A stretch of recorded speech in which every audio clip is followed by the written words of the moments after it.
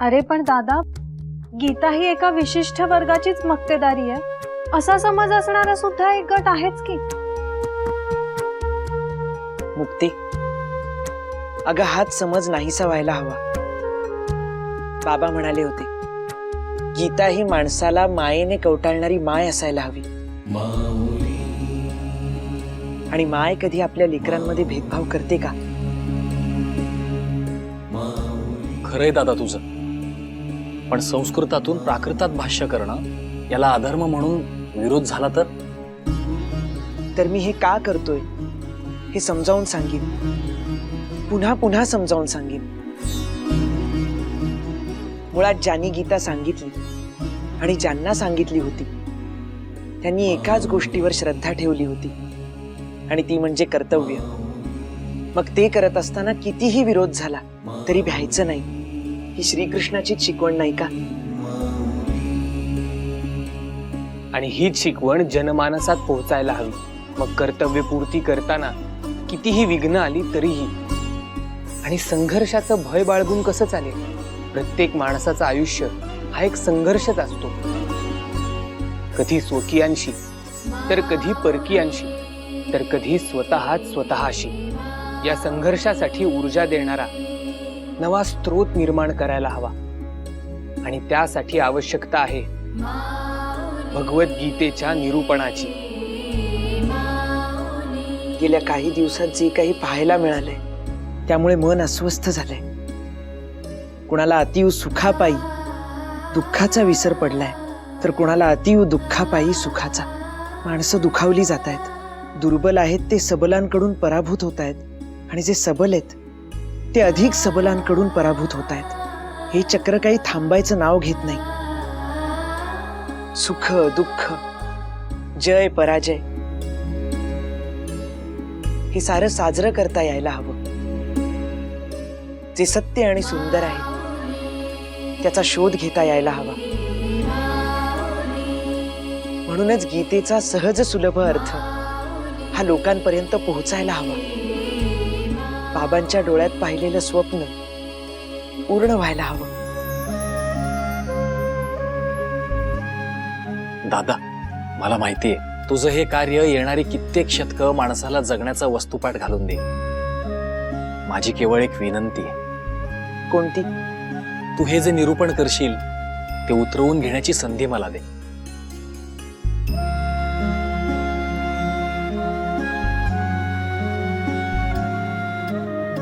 सोपाना, त्यासाठी लय वेळ एका जागी बसावं लागतंय बाबा. मावशी, मी गंमत करत नाहीये, आणि ती मनापासून म्हणतोय. दादा, जितका वेळ आवश्यक असेल तितका वेळ मी तुझ्या सवे बसेल. कुठलंही गाऱ्हाण सांगणार नाही. हो अरे सोपान दादा, पण मुक्ते, मला ठाऊक आहे, मला तुझ्यासारख्या ज्ञानदादा सारख्या किंवा गुरुदादा सारख्या रचना रचता येत नाही. माझ्याकडे तेवढा शब्दसंचयही नाही. पण ज्ञानदादाच्या मुखावाटे पडणारे मोत्यासारखे शब्द मला वेचून घेण्याची इच्छा आहे.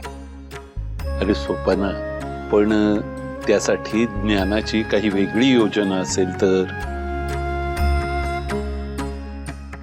काका, हो बदलेल माझ्यासाठी तो. आज पावे तो दादाने माझी प्रत्येक इच्छा पूर्ण केली, हेही करेल. हो ना ज्ञानदादा? गुरुदादा, तू सांग ना दादाला, तुझं नक्की ऐकेल तो. सोपाना, मला तुझी तळमळ कळतीये, पण तुला जे हवंय ते मिळवून देणं माझ्या हातात नाही. त्यासाठी विधात्याची वेगळीच योजना आहे. निवृत्ती, अरे लेकरू एवढं म्हणतंय तर ऐकणारे त्याचं. मी सांगतो तो कुठेही चुकणार नाही, विश्वास आहे माझा.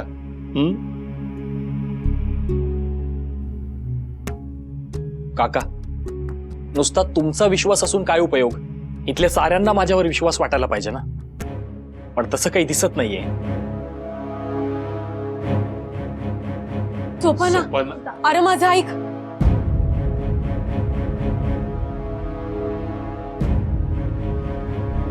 सोपाना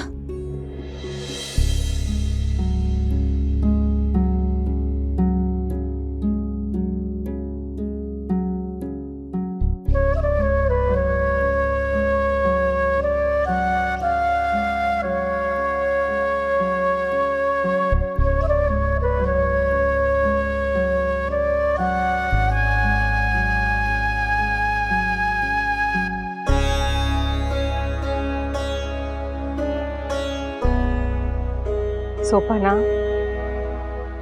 ए माझ्या राजा, अरे असं काय करतोय लहान पोरावानी? लहान पोरासारखं.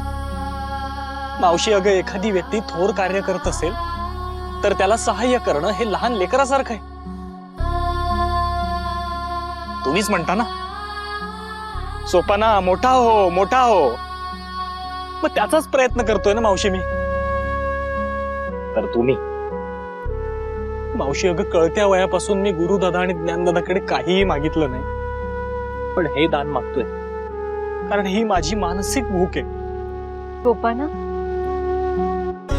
अरे लय मोठे मोठे शब्द वापरायला लागलास की. मावशी, तूही माझी गंमतच कर. इथे मला कोणीही गांभीर्याने घेत नाही, तसं नाहीये लेकरा. पण आतमध्ये तसंच दिसलं ना मावशी. ज्ञानदादा तर काहीच बोललं नाही आणि गुरुदादाने थेट नकार दिला. खरं तसं काहीतरी कारण असेल. काय कारण असतील मावशी? आजवर आपण सारी सुख दुःख साऱ्यांनी वाटून घेतली ना. मग या सुखाचा किंचित मोठा वाटा मी मागतोय तर गुरुदादा ते नाकारतोय आणि तोच गुरुदादा म्हणतो की कर्तव्यापेक्षा श्रेष्ठ काहीच नाही. मग मावशी, ज्ञानदादा इतकं मोठं कार्य करत असताना मी त्याला सहाय्य करणं माझं कर्तव्यच आहे ना ग. हा खरं मी बोलते निवृत्ती संघ. त्याचा काही उपयोग नाही मावशी. एकदा गुरुदादाने ठरवलं की ठरवलं. म्या माय हाय त्याची, आणि तो किती बी मोठा सिद्ध पुरुष झाला ना तरी मायचं ऐकल तो. आणि आता तू बी ऐक. डोसक जरा शांत ठेवलेत रा. आलेच मी.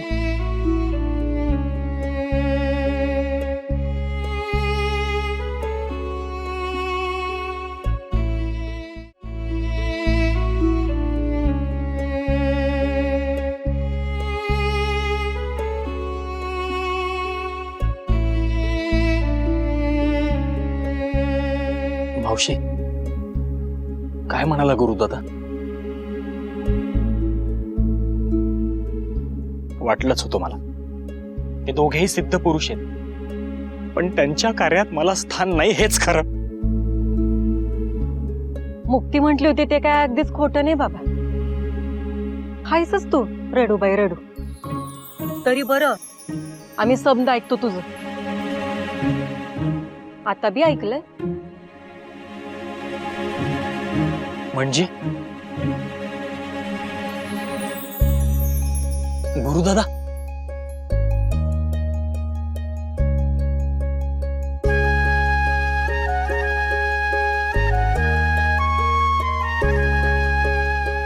गुरुदादा मी ज्ञानदादाला सहाय्य करू शकतो. त्याचं निरूपण उतरवून घेऊ शकतो एका अटीवर. कुठली अट? तू खरोखर मोठा होतोयस मान्य, पण तरीही हे लहानपण गमावू देऊ नकोस. गुरुदादा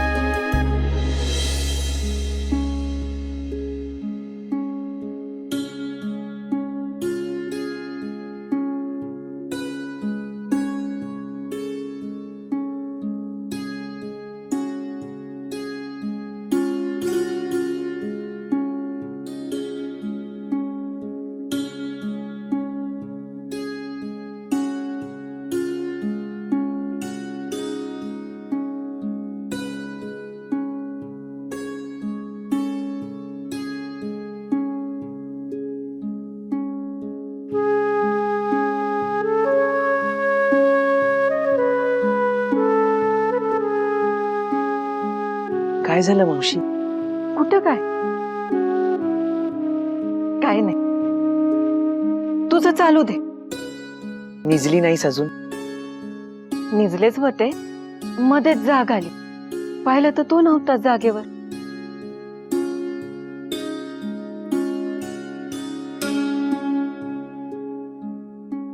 तू कवा निजणार आहे? नाही, रात्रीचे 2 प्रहर उलटून गेले लेकरा. मावशी, अगं गुरुदादा आता एक विशिष्ट दिवस सांगेल. त्या दिवसापासून गीतेवर भाष्य सुरू करावं लागेल. तो दिवस उद्या येईल किंवा काही दिवसांनी येईल. त्याआधी अभ्यास व्हायला हवा. तू आणि गीतेचा अभ्यास? अरे तू तर लहानपणीच पंतांकडून शिकला ना गीता. त्यासनी तो प्रश्न विचारू भांडवून सोडलं. सोपानान मुक्ताला बी तूच शिकवलं ना. तुला तर समजा ठाव असेल. मग मावशी, या विश्वात सारं काही ठाऊक असणारा तो केवळ भगवंतच आहे. आपण सारे त्याच्यासमोर फार लहान होत. आपण केवळ त्याला समजून घेण्याचा यत्न करू शकतो. त्याला पूर्णपणे समजून घेणं या जन्मात तरी शक्य नाही.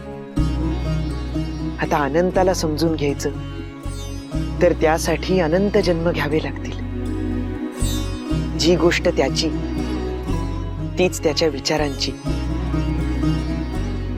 अर्थात गीता विचारांची. मावशी, गीता हा ज्ञानाचा सागर आहे. आणि मला अवगत असलेलं ज्ञान म्हणजे त्या सागरातला केवळ एक थेंब. मी केवळ इतकंच जाणतो की त्या एका थेंबाने तहानलेल्याची तहान काही प्रमाणात तरी शमेल. बाबा म्हणाले होते, गीता ही वेगवेगळ्या परिस्थितीत, वेगवेगळ्या वयात वेगवेगळी भासते. त्यामुळे गीतेचं आकलन पूर्णपणे कधीच होऊ शकत नाही. म्हणूनच त्या गीतेवर भाष्य करण्याआधी तिचे किमान अमृतकण वेचण्याचा मी यत्न करतोय. मावशी, काय झालं? लेकरा, तू स्वतःला थोर समजत नाही. हेच तुझं समद्यात मोठं थोरपण आहे बघ. ते काका म्हणतात ना, ते तुझ्यातला विद्यार्थी जाग आहे. लेकरा, असाच मनानं निर्मळ राहा. मला ठाव आहे तुझं हे गीतेवरचं आकलन लोकांच्या काळजाचा ठाव घेईल.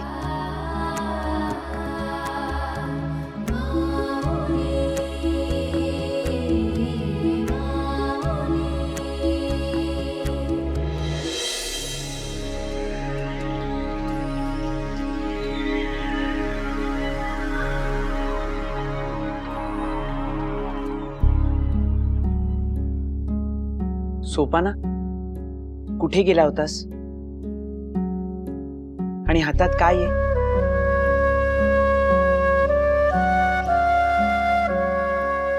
दादा, अरे सोपाना,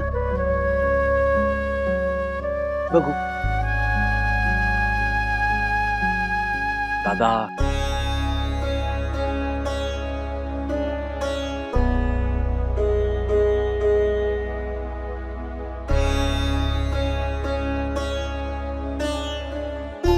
हे सारं तू नवं आणलंस?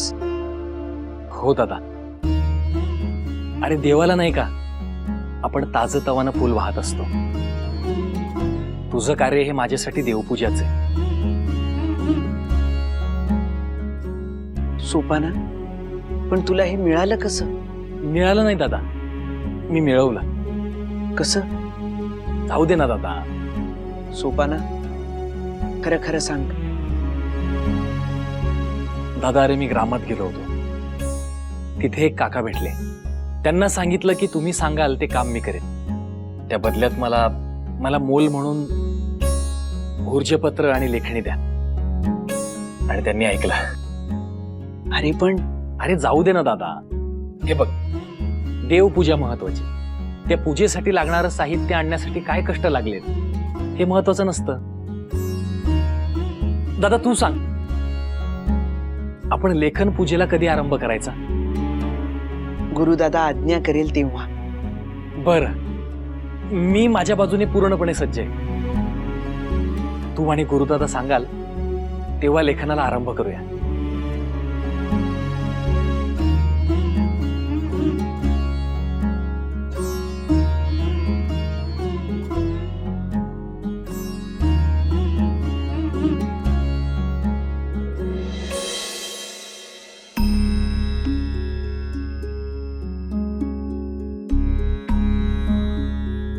श्री भगवान उवाच प्रजहाति यदा कामान् सर्वान् पार्थमनोगतान् आत्मन्येवात्मना तुष्टः स्थितप्रज्ञस्तदोच्यते. अर्जुना सांगे कृष्ण आसक्ती दोष कारण अडथळा असे जाण आत्मसुखा. तृप्त ज्याचे मन नोहे विषय आकर्षण तोची आत्मसुखी जाण अर्जुना. अर्जुना सांगे कृष्ण आसक्ती दोष कारण अडथळा असे जाण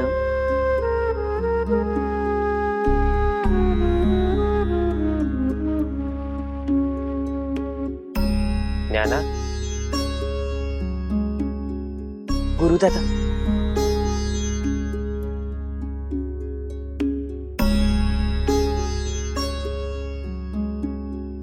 भगवंताच्या मुखी प्रकट झालेली महर्षी व्यासांनी लिखित स्वरूपात आणलेली गीता प्राकृत मराठीमध्ये आपल्या मायबोलीमध्ये मांडण्याचा निश्चय तर केलाय. पण दादा, ही भगवद्गीता मांडण्यासाठी जेवढं शब्द सामर्थ्य माझ्या ठाई असायला हवं तेवढं आहे असं मला वाटत नाही. लोकांना समजेल, उमजेल आणि रुचेल अशा सरळ साध्या भाषेत गीतासार मांडता यायला हवं. नाहीतर या वाक्यज्ञाला काहीही अर्थ उरणार नाही. ज्या उद्देशाने हे शुभ कार्य करण्याचं योजिलं आहे त्याचं उद्देशच सार्थ होणार नाही. ज्ञाना, समस्या हे कुठल्याही निर्मितीचं मूळ असतं. अडथळ्यांशिवाय नवनिर्मिती होईलच कशी? महर्षी वाल्मिकींना त्यांच्या अगणित वाङ्मय निर्मितीनंतर सुद्धा एका सच्चरित्र पराक्रमी राजाची कथा मांडण्याची प्राज्ञा होती. कित्येक काळ त्यांनी शोध घेतला की कोणी असा महायोद्धा, चारित्र्य संपन्न राजा ह्या अवनीवर आहे का नाही, पण त्यांना काही यश मिळेना. आणि अखेरीस एवढ्या प्रतीक्षेनंतर,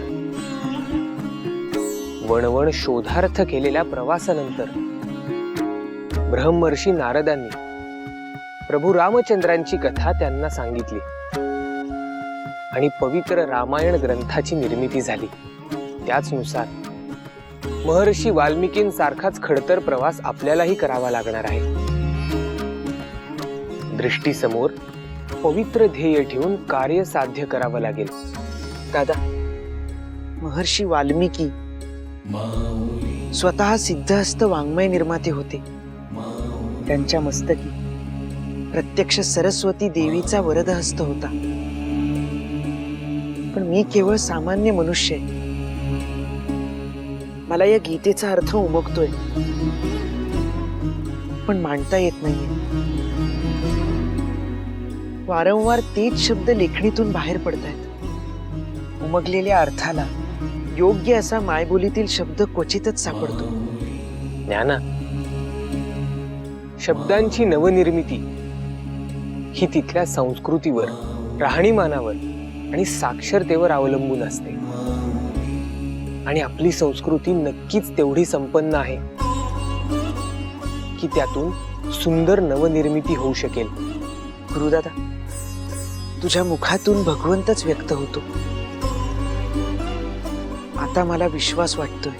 परंतु ही शब्दांची नवनिर्मिती करण्यास महर्षी व्यासांना आणि महर्षी वाल्मिकींना देवी शारदेचा आशीर्वाद लाभला तसा तो मलाही प्राप्त होईल. निष्काम भावनेने विश्व कल्याणार्थ कार्य करणाऱ्या परमार्थींना परमेश्वराचा आशीर्वाद निश्चितच लाभतो.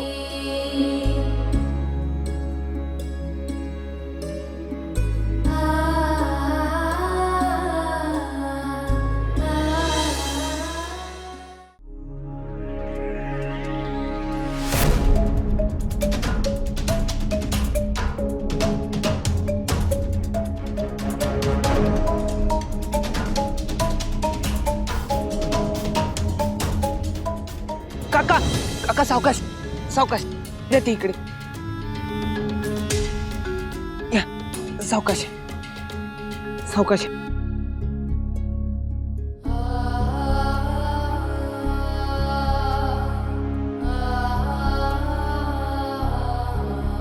काका अहो आम्ही असताना अशी कष्टाची कामं का करता? शरीर साथ देत नसलं तरी आधाराची शाश्वती असली ना की आपसुक अंगी बळ येत. निवृत्ती बाळा, आज ज्ञाना मुक्ता सोपानासारखं मलाही आधार दिलास. ज्यांनी आयुष्यभर आपल्याला आधार दिला त्यांना आपण एकदा आधार दिला तर त्यात अप्रूप कसलं.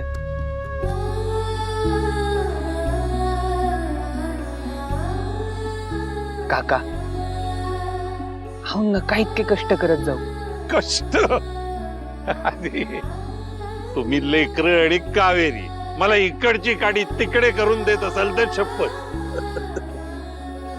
म्हणून मग तुमच्या अपरोक्ष ही सगळी कामं करावी लागतात. अरे थोडं सरपण आणत होतो. अहो पण मग आम्हाला सांगायचं होतं. अरे तुम्हाला का कामं कमी असतात, त्यात तुला साधना करायची असते. आणि आता ज्ञाना आणि सोपानानं मोठं अलौकिक काम हाती घेतलंय, त्यांना व्यत्यय नको.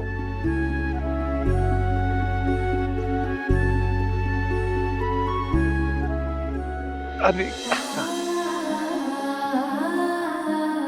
नमस्कार कशासाठी करतोयस? बाबा असते तर त्यांना केला असता.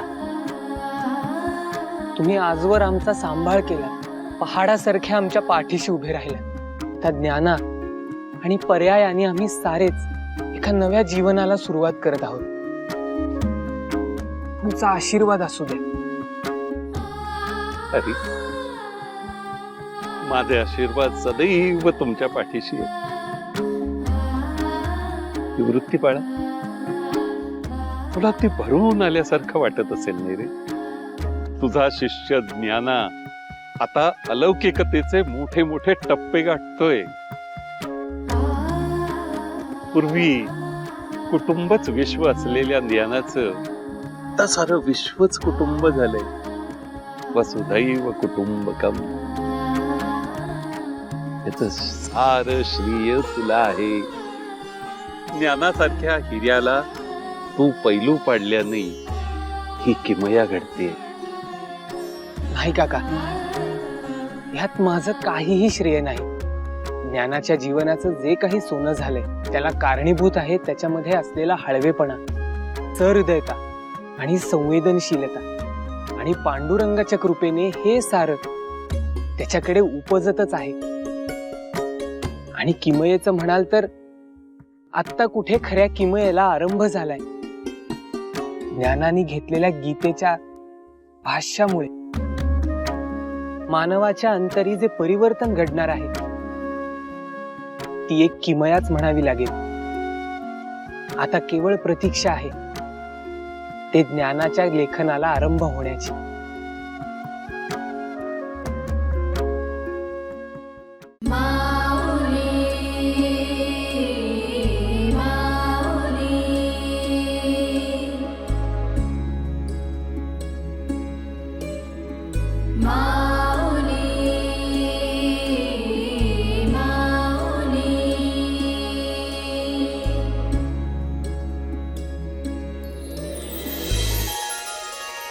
या कुन्देन्दु तुषारहार धवला या शुभ्रवस्त्रावृता या वीणावरदण्डमण्डितकरा या श्वेतपद्मासना या ब्रह्माच्युतशङ्करप्रभृतिभिर्देवैः सदा वन्दिता सा मां पातु सरस्वती भगवती निःशेषजाड्यापहा.